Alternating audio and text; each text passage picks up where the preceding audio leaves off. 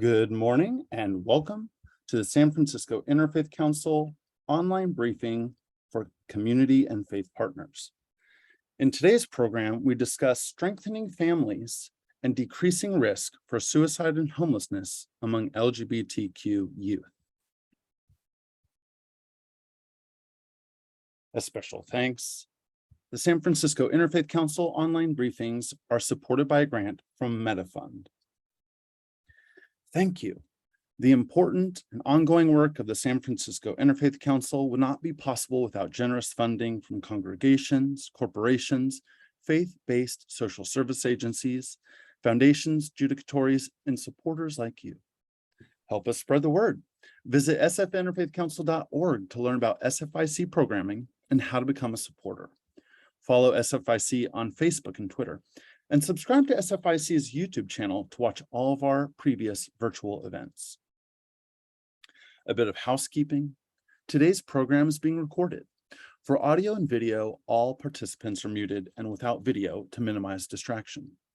To submit a question or comment, select the chat button at the bottom of your screen and send a message to Q&A. Questions will be forwarded to the presenter and answered time permitting. To activate closed captions, select the live transcript button at the bottom of your screen and click Enable Live Transcription.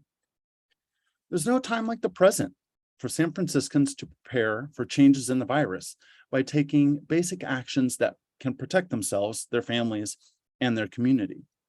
The San Francisco Department of Public Health urges people to be ready for COVID by staying up to date on their vaccinations, knowing how to reach their doctor, keeping a supply of COVID tests, keeping masks handy, planning ahead for a possible infection, and staying informed with trusted sources of information such as sf.gov/COVID. The San Francisco Department of Public Health recommends the following for keeping congregations safe during COVID. Continue to gather. Keep in mind your congregation's demographics. Encourage vaccines and boosters. Wear masks indoors. Reinforce the stay home if sick message. Provide testing resources and share be COVID ready messaging found at sf.gov/be-covid-ready. For more information, call 628-652-2700. The vaccines are safe and effective and open to everyone 6 months and older, with boosters available to everyone 5 years and older. Go to sf.gov to find a vaccine site or vaccine event in your neighborhood. Now is the time to come together, San Francisco. Together, we can stop Asian discrimination, bias, hate, and violence. The COVID-19 virus has no race or nationality. It is simply a disease. To report a hate crime, call the SFPD at 415-553-1133. And at this time, I'd like to hand the floor over to the Executive Director of the San Francisco Interfaith Council, Michael Pappas. Michael, the floor is yours. Thank you, Trey. Good morning. I'm Michael Pappas, and on behalf of the San Francisco Interfaith Council, I want to welcome you to this week's online briefing for community and faith partners. In the midst of a mental health emergency for children and adolescents, support for LGBTQ youth and families is needed now more than ever. Before the COVID-19 pandemic, LGBTQ youth were 4 to 6 times more likely to attempt suicide compared with non-LGBTQ peers, and separation from services and support has increased isolation and risk.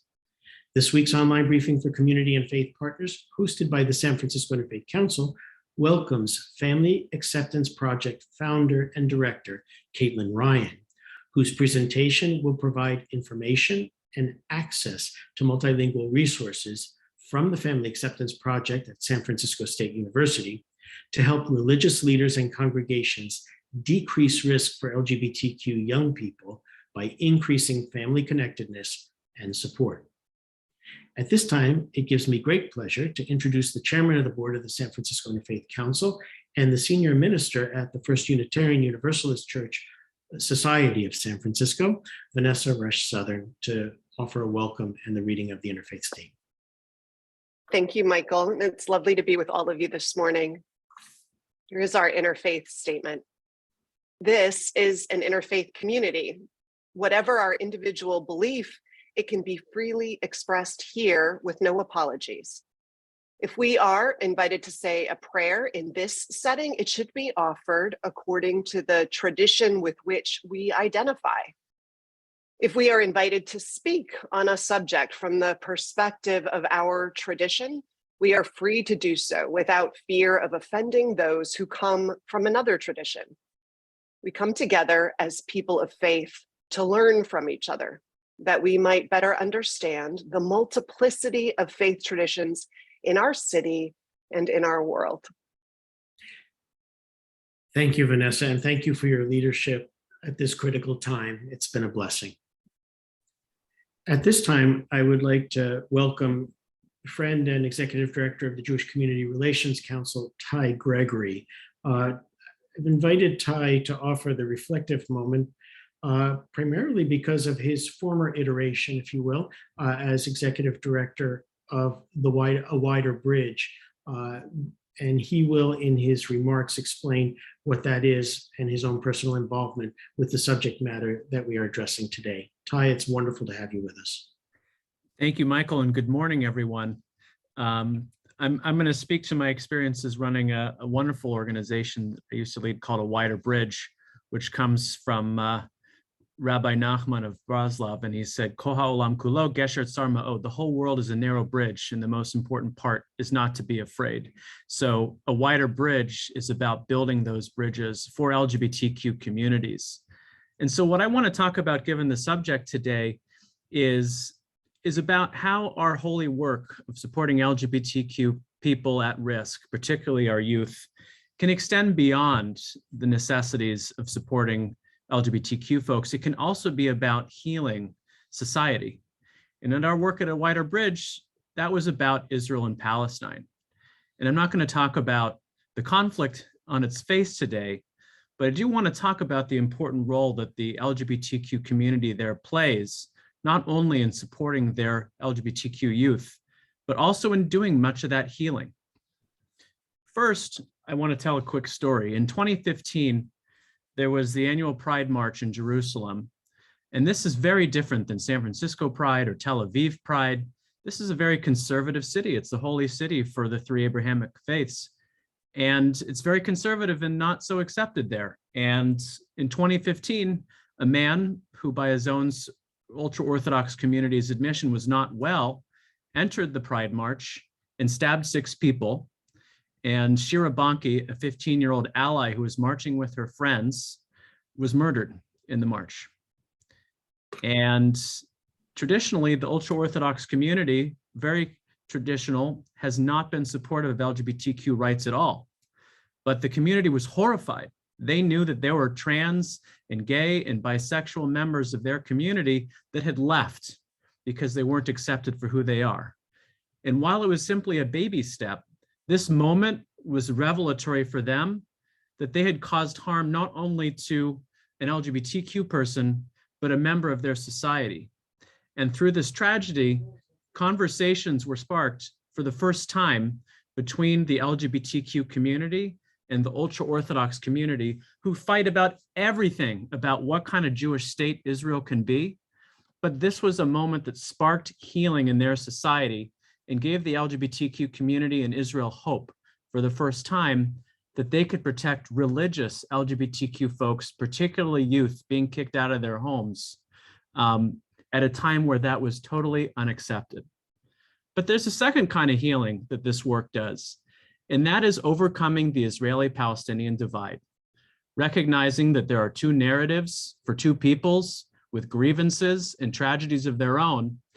The shared LGBTQ connection between Israeli and Palestinians who have been kicked out of their home, that have gone through trauma, that have ended up in the youth shelter system in Israel, including an amazing center called Beit Dror, they see each other. And what happens is when these centers are successful in engaging the parents from homes where they've been kicked out, those parents come and they not only see their child from their own tradition, but a Jewish religious family comes and they see Palestinian youth. And their kids not only talk about their experiences with being LGBTQ, They talk about the experience for the first time of being able to sit and share experiences with and build relationships with the other, that they would not have had that opportunity to do so themselves. So when we think about the conflict, when we read the headlines in the New York Times or the Chronicle, pick your favorite or least favorite, we only hear doom and gloom. But under the surface, it's the LGBTQ community in Israel that is creating natural spaces for Israelis and Palestinians, liberal Jews and ultra-Orthodox Jews to come together around their shared values of protecting their own. And so what gives me hope and what gives me pride in us doing this work of supporting our most vulnerable is that we're not only supporting LGBTQ folks, we're also building bridges within a divided and broken society. And we can take a lot of these lessons here that we have learned through this work in Israel and apply it to our own societies, seemingly hopeless fractures, recognizing that we as LGBTQ folks can be natural bridge builders in healing a society of our own. It's an honor to be with you. Thank you. I thank you so much, and thank you for not only sharing today, but with clergy who need to hear this message of hope and see it firsthand and be sensitized. Thank you for your leadership. I've been looking forward to this day for a very, very long time. I consider Caitlin Ryan a colleague and a friend who I met many, many years ago when I chaired the LGBT Advisory Committee for the San Francisco Human Rights Commission. Her work is legendary, and she has also produced an award-winning film called Families Are Forever that premiered at the Frameline Film Festival. Her work is important, and it's based on families, and this concept that that we love our children and we need to take care of our children. I don't want to get emotional today, but I think that for clergy, listen carefully. Caitlin's work is your work. And so without further ado, I give to you Caitlin Ryan, the Executive Director of the Family Acceptance Project. Thank you, Michael. Can you see my slides? Not yet. Okay, let me.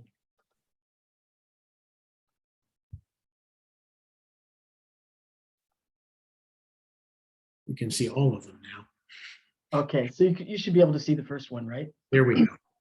Well, thank you so much to the San Francisco Interfaith Council for inviting me to share this information with you.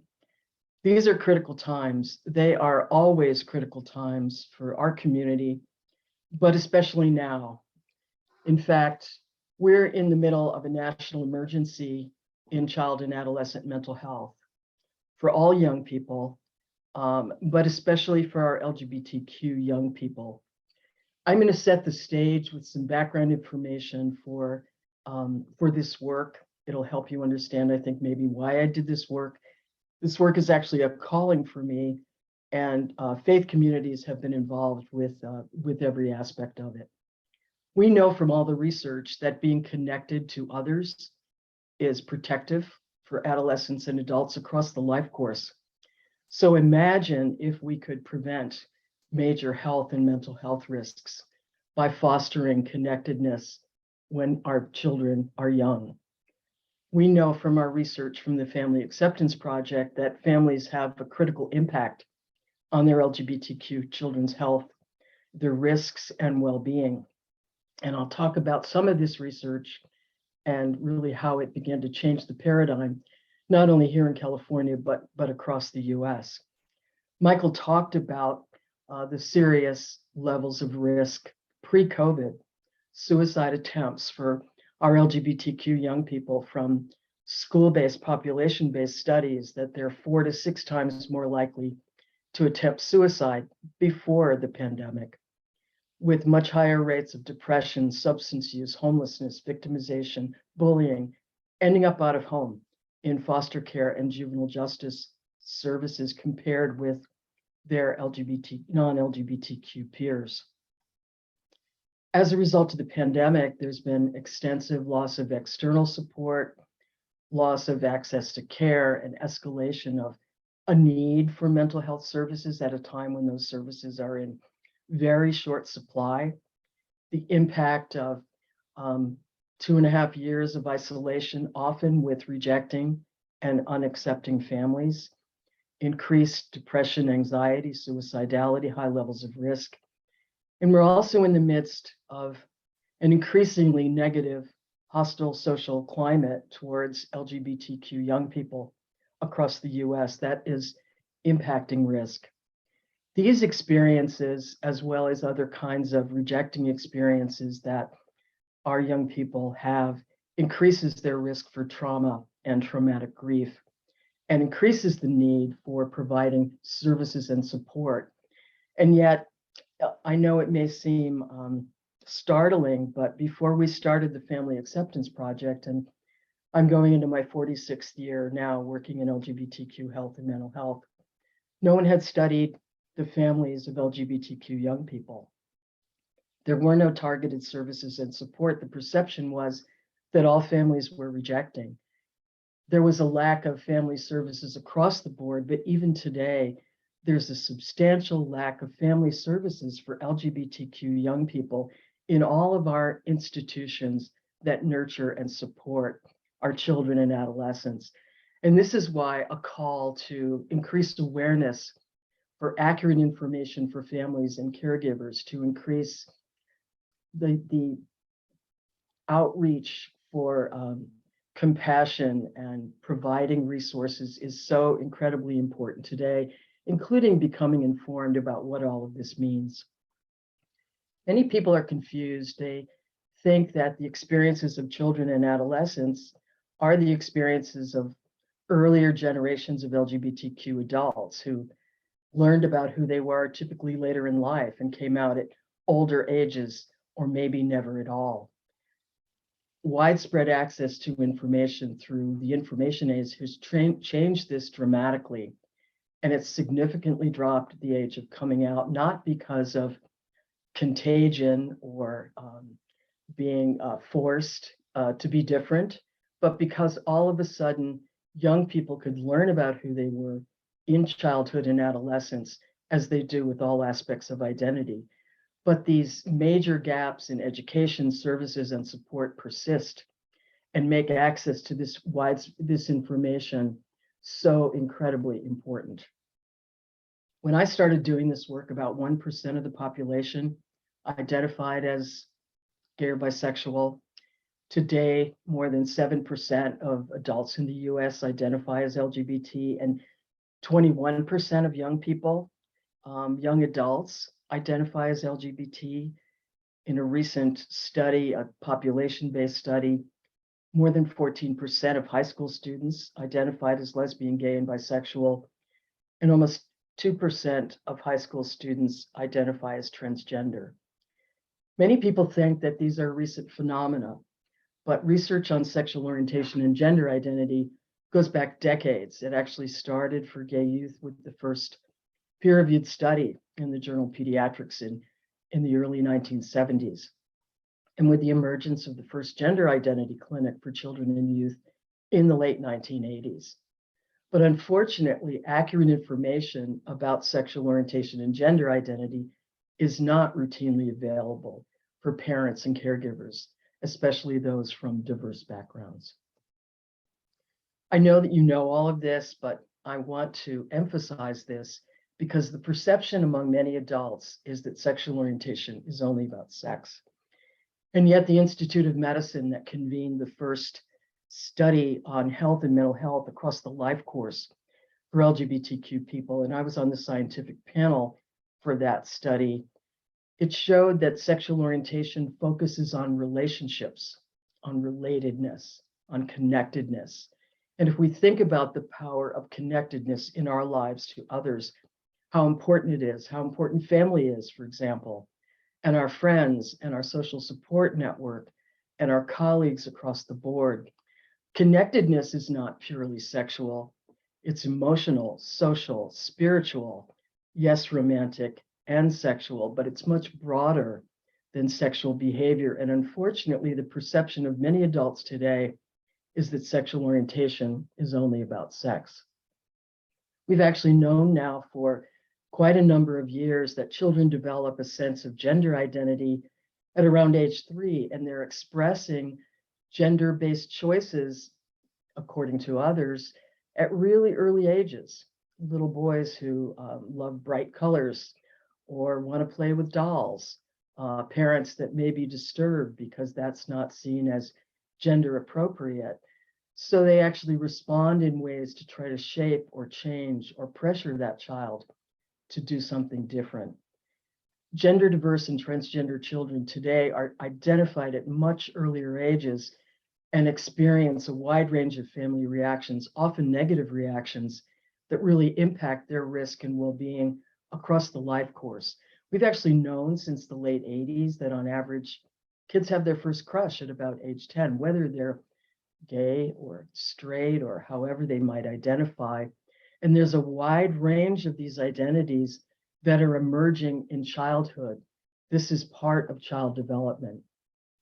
In fact, because the information barriers to what we know about sexual orientation and gender identity have been really ripped away by the information age, for the first time in history, we can actually see what normative development of sexual orientation and gender identity looks like.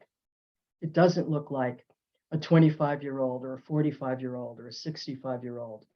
It's part of normative child development. And yet parents don't have access to this information.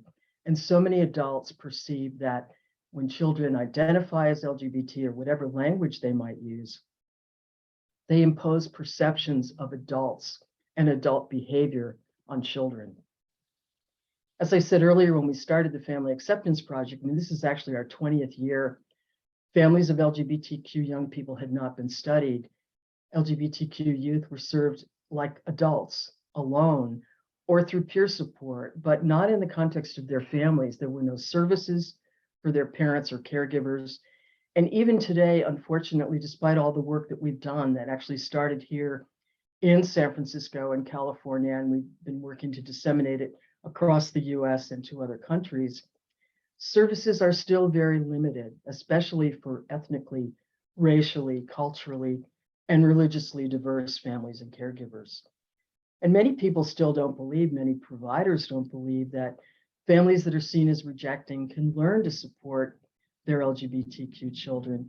But our research and intervention work shows that parents can support LGBTQ children and decrease those high levels of risk when we provide services in ways that are culturally relevant for them. And that means relevant to their religious beliefs and traditions. The social environment impacts our children and youth. And if we think about the family as the heart of our culture, whether it's grandma or auntie or a foster or resource parent or some kind of a caregiver, they have the opportunity to buffer negative impact from a wide range of domains that have a power and impact on our lives, how other people treat us, see us, or perceive us. And if we think about racial identity and think about the capacity of families to buffer racism and discrimination among young people of color, we think about the potential for them also to buffer homophobia, transphobia, discrimination, and rejection from all of these different domains, and the capacity of the family to provide support once they know what that really means and how to be supportive of their LGBTQ child. So we started the Family Acceptance Project here to change the future, to really have the opportunity for healthy futures for LGBTQ young people, grounded in early support and support across the life course that would prevent and decrease risk and promote well-being in the context of the child's family, whatever family may constitute. When young people end up out of home, to reconnect families and promote permanency, and to do all of this work in the context of their families, their cultures, their faith communities, even going upstream to provide early education and support when children are little to prevent suicide and all of those other negative outcomes that have been related to LGBTQ young people and adults for generations.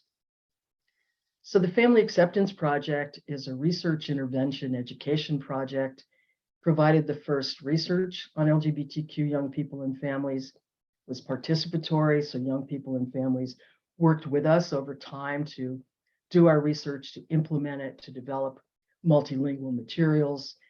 We've been implementing that family support model wherever we can find the financial support to do that, and we're always looking for collaborators and partners, including jurisdictions, to work with us. We've actually provided education and training for now more than 120 families, providers, and religious leaders, including in what we would call conservative religious denominations. Just a little snapshot of what our research looks like. Across California, we did in-depth interviews with individual families that were accepting, ambivalent, and rejecting of their LGBTQ child with that adolescent. Thousands of pages of transcripts of these interviews in English and Spanish. We learned many things, including how families express acceptance and rejection of their LGBTQ children. We identified, for example, over 100 family accepting and rejecting behaviors.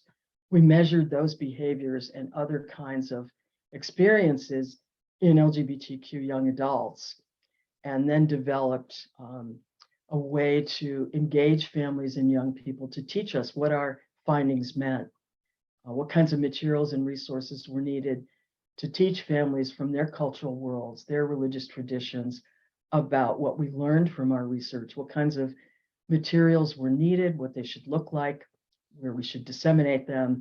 And all of this helped us to develop a support model focused on reducing risk and promoting well-being. We focused on the primary institutions that socialize and nurture children and youth, families, schools, and faith communities. So from the very beginning, we studied how families express their religious beliefs and values and the impact on their children's risk and well-being. We took all of those rejecting and accepting behaviors and other kinds of experiences and measured them with LGBTQ young adults to show how experiences in adolescence a few years later began to affect them as a young adult. And the findings were so powerful that when our first study came out, I spent 2 weeks responding to media from across the US and around the world. We identified more than 100 specific family rejecting behaviors. These are behaviors that are common across cultures. More than 50 rejecting behaviors that we identified and measured. And you can see and identify them, I'm sure, in the kinds of work that you've been doing in your communities. We also identified and measured more than 50 family accepting and supportive behaviors. All of them, of course, included behaviors related to religion, religious condemnation and support, increasing support in our congregations. So then we could show with actual research how these behaviors impact risk and well-being. And you can see that in these little drawings. I hope you're not watching this on a phone because they'll be really small. But every single outcome that we measured, the more rejecting behaviors, the higher the level of risk. The more accepting and affirming behaviors, the lower the risk and the higher the level of well-being. So if we just look at clinical depression, depression that's high enough for medication, at least 16 symptoms, we can see that with a lot of these rejecting behaviors as a young adult, LGBTQ young people are more than 6 times as likely to report high levels of clinical depression. And that's cut in half when they experienced moderate levels of family rejection during adolescence. You can see the impact with illegal drug use. As rejecting behaviors go up, so does the level of risk or risk for HIV infection and other sexual health risks going up again with higher levels of rejecting behaviors. And if we look at suicide attempts, families are startled to learn that behaviors they thought were helping their child are actually putting them at great harm. So with a lot of family rejection during adolescence, LGBTQ young people are more than 8 times as likely to attempt suicide at least once, cut by 3/4 with moderate levels of rejection. We developed an infographic on our wonderful Healthy Futures posters, and I'll show you them shortly, but where we can show parents, caregivers, religious leaders, and others that behaviors matter. Family support matters. You don't have to accept an identity that you believe is wrong or maybe against your beliefs to support your LGBTQ child, to reduce their risks and increase connectedness, to give them a sense that there's a possible future for them. So if we look at the increase in these behaviors, you see the power of even moderate levels of family rejection, but how that goes up dramatically with high levels of family rejecting behaviors. And these are the typical behaviors that are seen with LGBTQ young people that end up out of home, their family experiences. We developed an online resource for LGBTQ youth and families. I worked with a young, very talented artist of color to depict some of these family rejecting behaviors across racial groups, to link these behaviors with this new website. So I want to show you the power of these behaviors, because many adults will think, oh, ridicule or calling your child derogatory names, what's the big deal? I was called names when I was a child. But think about names that cut to the quick, that cut to the core, that impact your very sense of self. And think about hearing those names day after day after day after day, not only from family members, but others, from peers, from strangers, from people out in the community. We actually found in our research that physical abuse related to the child's LGBTQ identity and verbal abuse related to their identity, including derogatory names and ridicule, was related to a 9 times greater likelihood of attempted suicide. So hate speech has power, I think, as we've seen increasingly in our society today. We wanted to show with visuals what these behaviors felt like, so that we could take the adult out of an intellectual experience and help them have some compassion for a child or an adolescent who's experiencing this. Silence and secrecy is common across cultures. We saw it everywhere. And yes, young people feel invisible when we never talk about who they are. And we may never talk about who they are because we don't know how to do it, because we feel uncomfortable, not just because we feel that it's inherently wrong or bad or immoral. The problem is that family rejecting behaviors have been normalized. They are traumatic for LGBTQ young people. All of those behaviors focus on trying to minimize, change, prevent, discourage their identities, and their default across cultures. Many LGBTQ young people expect these rejecting experiences. They don't realize that they impact their entire sense of who they are, their sense of the future, their sense of what is right for them, what they're entitled to. Could they be in a relationship with someone who cares for them? Well, no, because they've only really known rejection. It affects their capacity for self-care, their sense of the future. Unfortunately, these behaviors are transmitted intergenerationally, they're cultural responses. And parents and caregivers that are struggling don't realize the power of these behaviors. They see them as a way of caring for their LGBTQ child, helping them fit in, having a good life. If they're a family of faith, keeping their family together now and in the afterlife. Before we parsed these behaviors, identified and parsed them with research, no one even knew the impact that they had.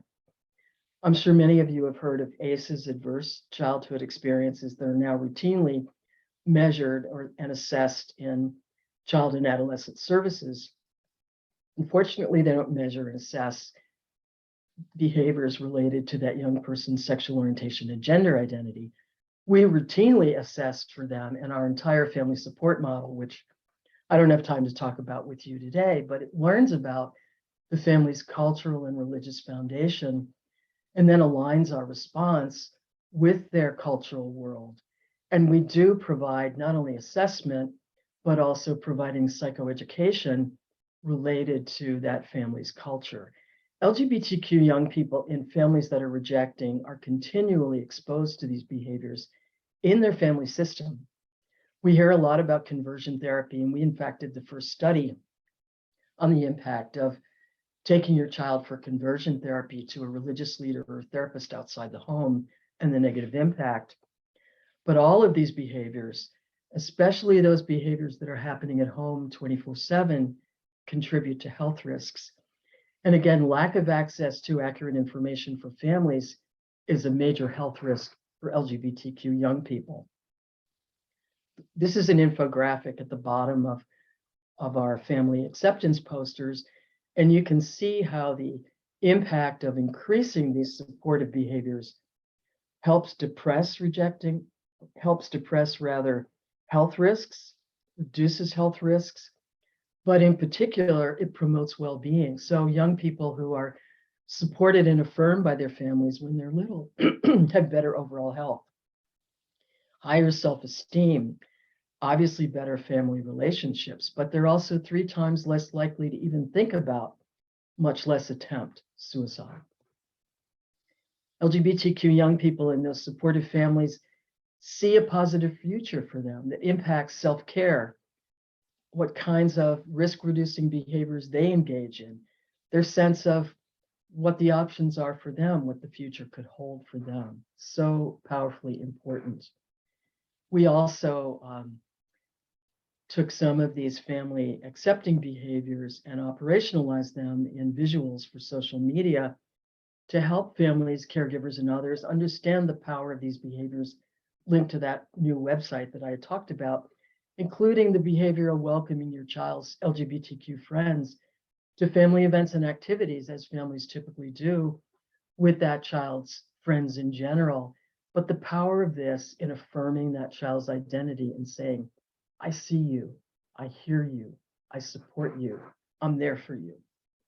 Believing that your child will be a happy LGBTQ adult. A powerful belief that guides family behaviors, reactions, and responses towards that LGBTQ child from very early ages.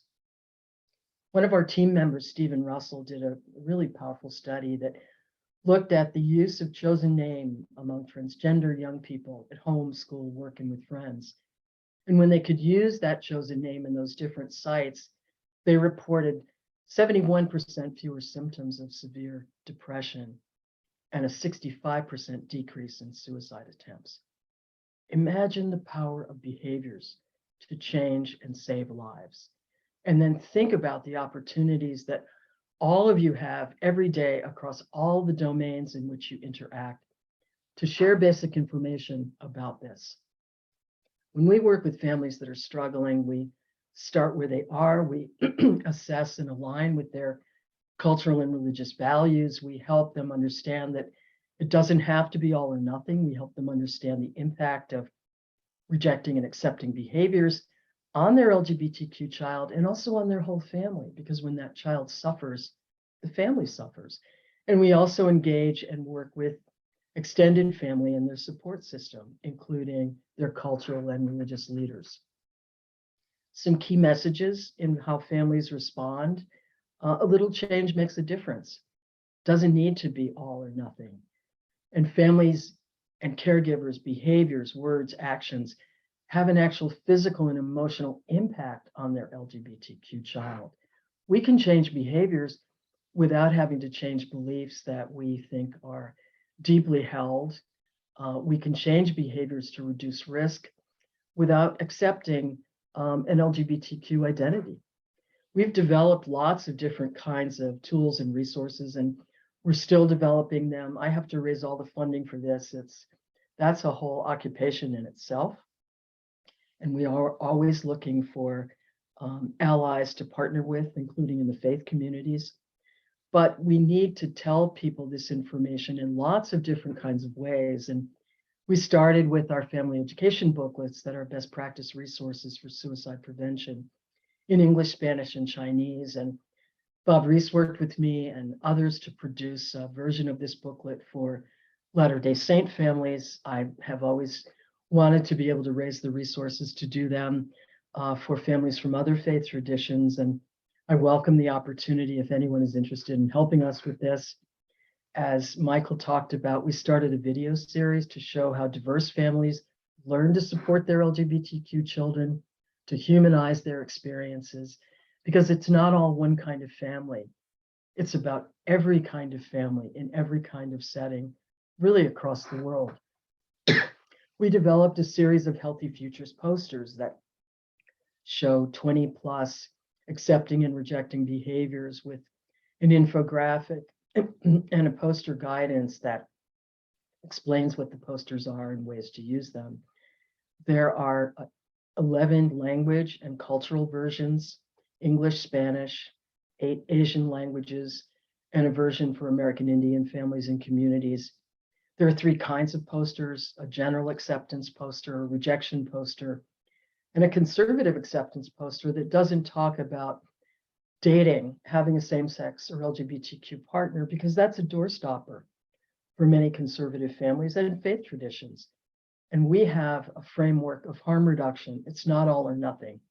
A little change makes a difference. And it's in a strengths-based framing. There are 4 sizes of the posters. They're available on our website to download for free and to disseminate, as actually Santa Clara County has been disseminating across the county, and we've worked with the NAMI FaithNet group there to get this information out over the last couple of years. These are some of the languages of these posters, plus an American Indian version.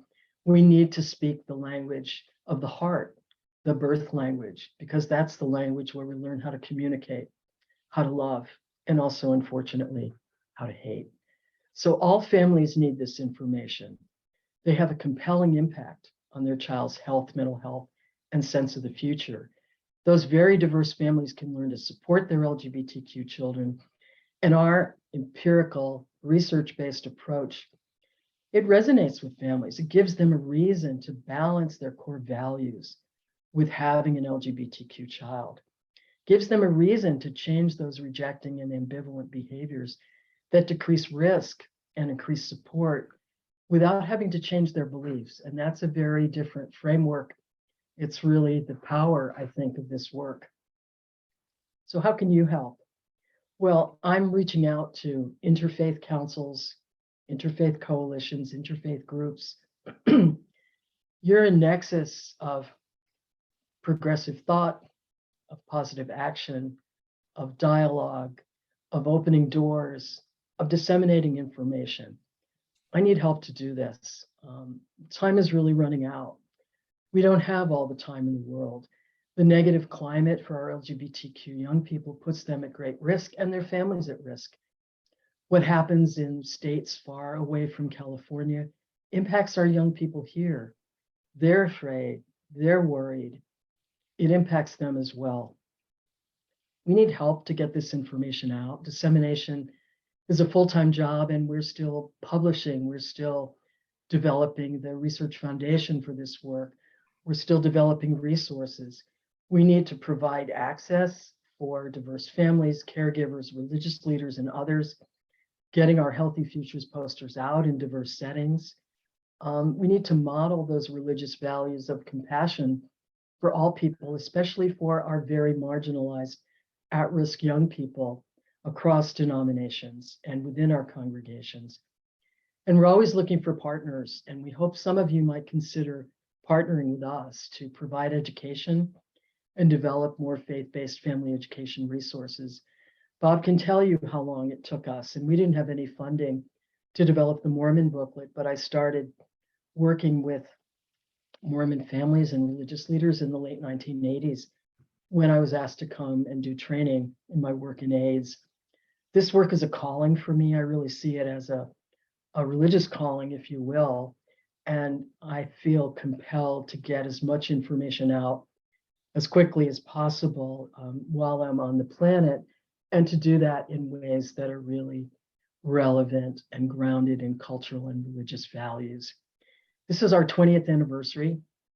We disseminated over 600,000 copies of our family education booklets. across the US, throughout California, in 70 different countries. Over 300,000 families, providers, and religious leaders have seen our family intervention films. That's a drop in the bucket compared to what we need to do. So I hope that you think about helping us get our information out. Visit our new online resource for LGBTQ young youth and families. Unfortunately, my university website was just upgraded to a new platform by the university. So it's pretty scrambled and I have to fix the design and the information, but we hope to do that within the next month or so. And in the meantime, this site gives you access to culturally and religiously affirming resources, evidence-based resources, a searchable map of support services, not just here in California, but in other parts of the US. I invite you to visit our website, now websites, to follow up, to engage in dialogue, to help us help LGBTQ young people and families to build healthy futures. Thank you very much. Caitlin, thank you. This has been a comprehensive and important presentation, and I want to remind our listening audience that all of these resources will be included in the recording link blast that goes out by day's end today, as well as Caitlin's slide presentation. We are blessed to have with us Robert Reese, Dr. Robert Reese, a former visiting professor and director of Mormon studies at the Graduate Theological Union at Berkeley. Bob is someone who has collaborated with Caitlin over the years, and we thought that he would be the apropos respondent to Caitlin's presentation and perhaps ask a few questions. Bob, the floor is yours. You're muted. Sorry.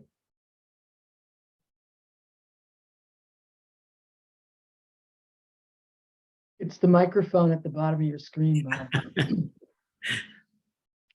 Can you find it? Still muted. Bob, it's the microphone symbol. There we go. There we There go. you go. Okay. Welcome, Bob. Thank you. And thank you, Michael, for the wonderful work you've been doing over the years to promote this kind of understanding and this kind of interfaith dialogue and cooperation. I have been privileged to be working on interfaith work for the past 60 years in Los Angeles and Santa Cruz and now in Marin County, and have been engaged in LGBT work within my own faith community really for the past 50 years.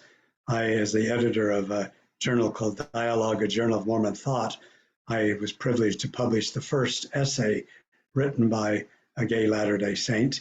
The author's name was anonymous, which will give you some idea of the culture in which it was challenging to speak and address these kinds of issues during that period of time. Like most people my age, I grew up in a homophobic family, in a homophobic community, in a series of homophobic congregations, and essentially in a homophobic world.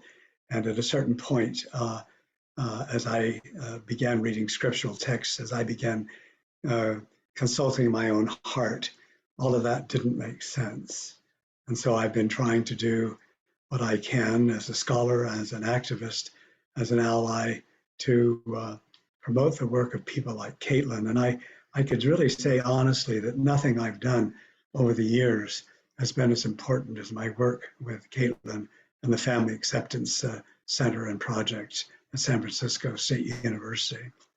I was honored when Caitlin approached me about co-authoring the booklet that she and I wrote called Supportive Families, Healthy Children, Helping Latter-day Saint Families with Lesbian, Gay, Bisexual, and Transgender Children. Since that time, Caitlin and I have worked closely together, presenting her work to church leaders in Salt Lake City, co-presenting at conferences and symposia, sponsoring a presentation at Graduate Theological Union, where we have a Center for Lesbian, Gay, and Gay Studies in Religion and Ministry that is honored to be working with people like Caitlin. And it's been a privilege to honor Caitlin within my own community for her for the work that she's done that's helped ecclesiastical leaders, counselors, families, and individuals better relate to and minister to our LGBT brothers and sisters, especially the young ones. I think it's safe to say that Caitlin's work has resulted not only in saving many lives, but in creating harmony among families and congregations. She's opened the way not only for science to have an impact, but for her work in social science to help bring intelligence and compassion to families. She's a remarkable woman, someone who is able to blend a life of rigorous scholarship, dedicated activism, and compassionate spirituality. She's dedicated her life to this work, often under less than ideal circumstances.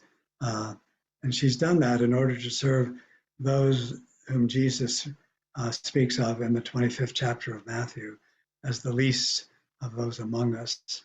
And certainly the history of LGBT people in the United States and in the world demonstrates that they are often considered the least of these. Those are the ones that Mother Teresa called Jesus in disguise. I think one of the most important messages that Caitlin's work has given is how easy it is for parents and church leaders and others to send a positive, accepting message. Even if you belong to a tradition that does not really understand or doesn't have a tradition of compassion for LGBT people, if you just do nothing more than to say, I don't understand this, I don't like it, but I love you, you're my child, and God loves you. That alone, just that sentence or two, is enough to dramatically reduce suicide ideation and suicide attempts, as well as depression and some of the other things that Caitlin has talked about. So I just find what Caitlin has done, what she is doing, and what she has dedicated her life to continue doing is one of the really good news things that's happening in the world today. Being able to send those messages that all religions believe in. It is a great privilege for me to teach at Graduate Theological Union, to not only teach students of all religions, but to learn from them. And my Catholic and Jewish and Muslim and Hindu and Buddhist and other students have been a great teacher to me about how their traditions emphasize love and compassion and the kind of care, the kind of pastoral care that, in a sense, all of us are called to do. I think one of the most impressive things to me about Caitlin's work is her passion to help individuals, families, and congregations and religious leaders of all religious faiths to understand this, because all religious faiths have LGBT members of their congregations. And we know that just by showing love, we can make a profound difference. So I found it just an honor to work with Caitlin and to participate with her in this interfaith forum. I've been asked to ask a couple of questions to Caitlin, and so I'll try to answer those, give her lots of time to answer questions. But one of them is how you said that something in this book, but I'd like to say something more about how interfaith groups such as this kind of distinguished gathering of people in the Bay Area, how such groups can both foster and forward your work.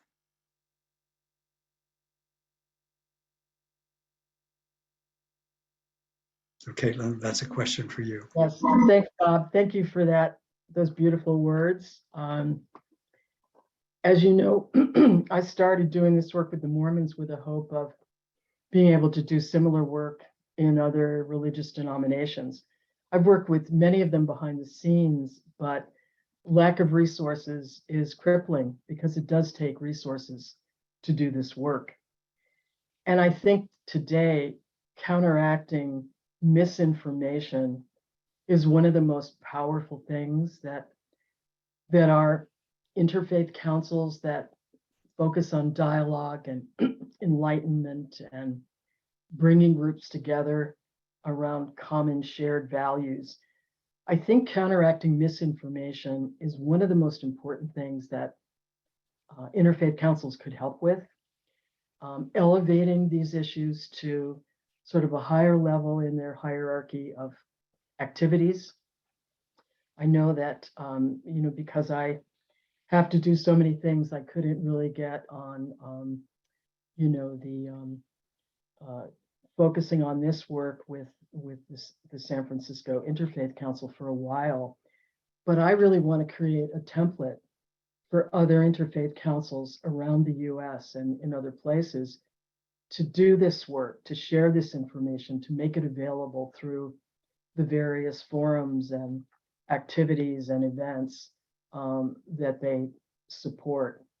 Our children are suffering greatly, not just because of rejection and discrimination, but also because of the distortion of accurate information. And we see this across our society in general, the lack of truth, the lack of a shared reality has really impacted us all, but especially it's impacted these young vulnerable children who now, because they can see themselves, when I grew up, when you grew up, when many others of you grew up, there were no positive images of LGBTQ people.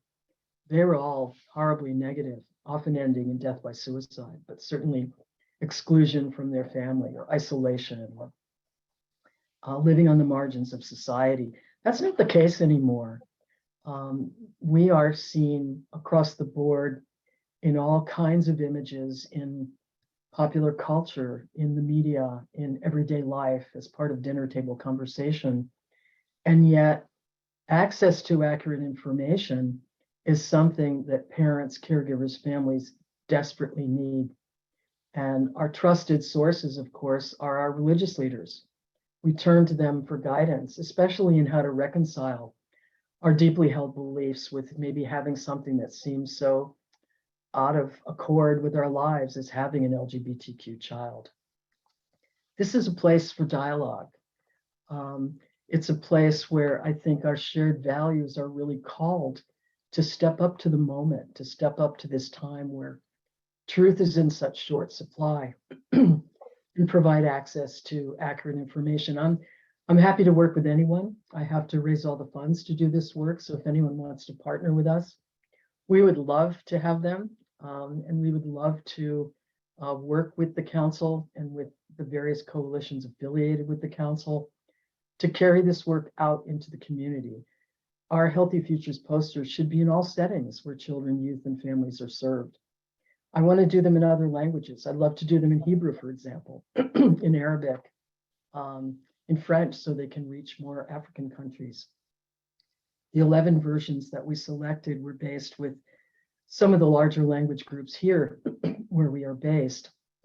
But these simple messages can really impact families. We just presented this information at one of the largest Indian reservations with LGBTQ Two-Spirit youth.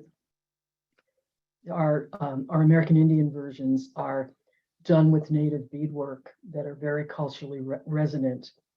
And the young people there were blown away by these behaviors and learning about them and how they affected them. And the facilitator for the group told me the story of one of them walking up because they had the large size posters on the wall and running their finger along the beadwork on the side with tears in their eyes and saying, "This is so powerful. It shows our culture and our pride."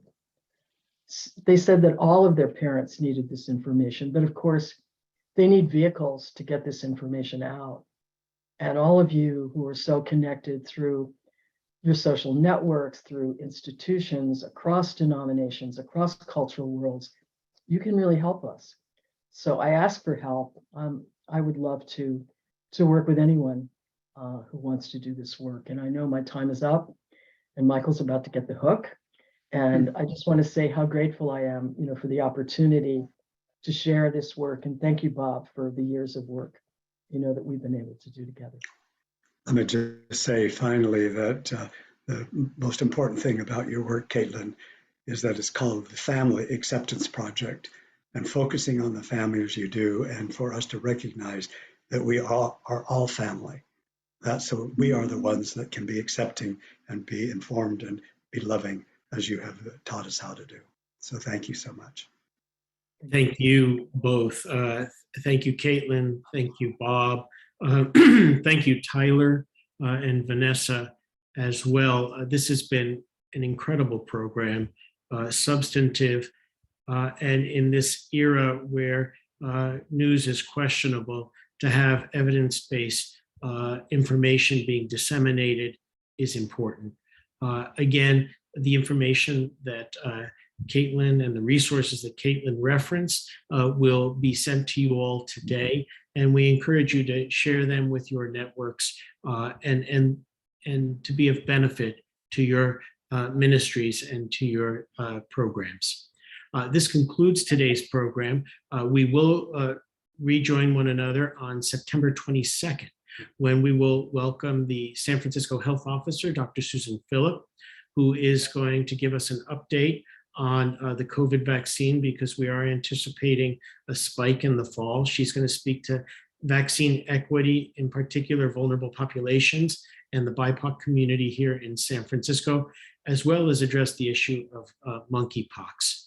So that we hope to have you all with us again Thursday, September 22nd at 8:30 a.m. Again, this concludes today's program. God bless you and God keep you.